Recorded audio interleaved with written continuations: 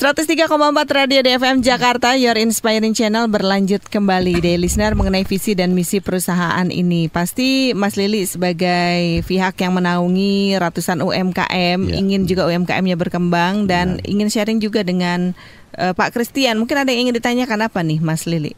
Ya, kalau kita lihat memang satu perusahaan itu kan untuk memulai satu usahanya dia harus punya haluan atau guiding. Mungkin tadi itu berupa visi yang dijabarkan dengan misi-misinya. Betul. Tapi satu perusahaan itu kan pasti dalam perkembangannya itu pasti akan terjadi.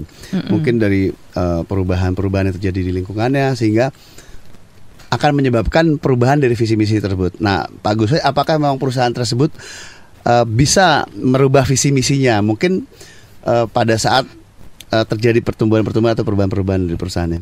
Iya, visi tadi kita nyatakan dalam rentang waktu tertentu.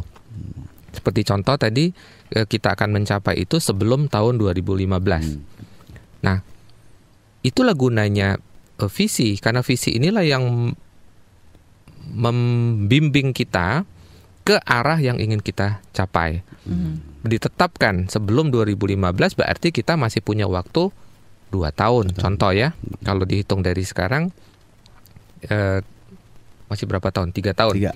3. Kita punya waktu 3 tahun sehingga kita bisa mengukur apakah yang kita lakukan ini akan memungkinkan kita mencapai sasaran yang kita tetapkan tadi. Nah, pertanyaan berikut, setelah kita mendekati 2015, kan kita bisa mengukur apakah ini tercapai atau tidak. Kemungkinannya 2, tercapai atau tidak tercapai.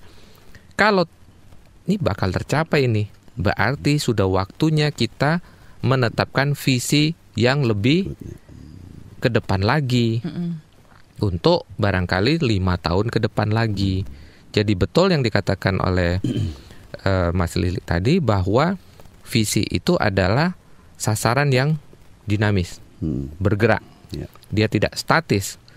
Kalau ini tercapai, maka dia akan menuju ke visi yang jauh lebih besar lagi. Nah, ini lebih baik daripada kita menetapkan visi 10 tahun yang lebih terlampau jauh sehingga segala sesuatu menjadi lebih samar. Tetapi dengan membuatnya 3 tahun sampai 5 tahun, maka itu jauh lebih terlihat. Karena visi sebenarnya arti katanya kan apa yang kita lihat. Ya. Oke, Mas Fajar, ada yang mau ditanyain juga Mas Fajar?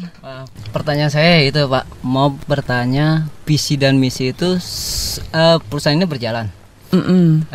Untuk mengetahui ke depannya, visi dan misinya bagaimana itu Pak? Visi itu sendiri kan memang abstrak sebenarnya. Tetapi kehebatan seorang visioner itu justru mampu melihat apa yang tidak terjadi gitu, apa yang tidak dilihat oleh orang lain. Itulah yang membedakan banyak perusahaan yang menjadi hebat oleh seseorang yang dengan kemampuan visi. Ya, kemampuan dia melihat apa yang tidak dilihat orang lain itulah yang menyebabkan dia mencapai itu, bukan orang lain. Tapi bukan mistis kan? Bukan. Tahu-tahu indra keenam gitu. Banyak toh perusahaan yang dulu diremehkan oleh orang lain. Ya, seperti contoh yang paling legendaris dan sampai saat ini patut kita ceritakan berulang-ulang itu seperti teh botol Sosro. Menjadi perusahaan sebesar apa sekarang datang dari visi pendirinya Pak Sosro itu kan, dengan dia bahkan membentuk visi dari sebuah misi.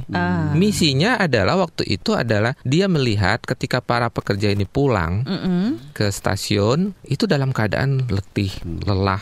Dia ingin melayani orang-orang ini dengan menyediakan minuman teh yang dianggap menyegarkan setelah bekerja seharian. Lantas dia berpikir, bagaimana kalau teh ini dalam kemasan bisa didinginkan, sehingga ketika orang datang ini mendapatkan teh dingin. Kan kalau orang letih, lesu kan lebih enak minum teh dingin dong daripada panas. Kalau kita minum teh panas itu kan dalam keadaan santai.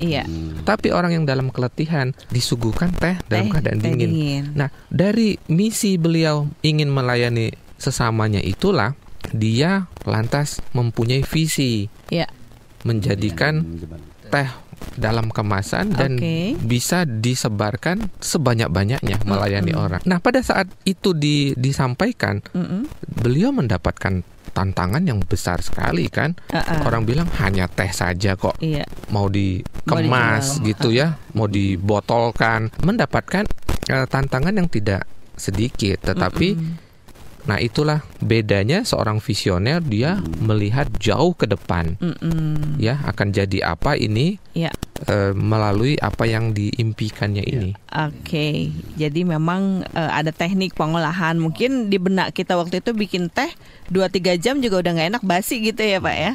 Sementara kalau beliau itu melihat dari sudut pandang yang berbeda. Betul. Nah, menjawab pertanyaan Mas Fajar, ini menarik memang.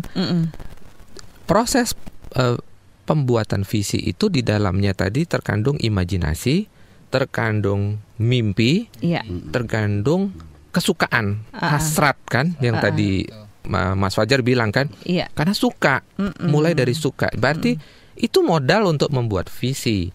Nah, ketika kita membuat visi itu memang yang kita pakai adalah sisi otak kanan. Otak kita ini kan diketahui ada 2 belah, otak kiri dan otak kanan. Pembuatan visi, seperti tadi pertanyaan Mas Fajar, bagaimana ya cara bikin visi? Nah, itu kita harus menggunakan sisi otak kanan. Otak kanan ini berfungsi dalam hal membayangkan, mengimajinasikan. Berbeda dengan otak kiri. Fungsi otak kanan ini memang begitu, membayangkan sesuatu yang belum ada. Proses kreatif itu ada di sisi otak kanan.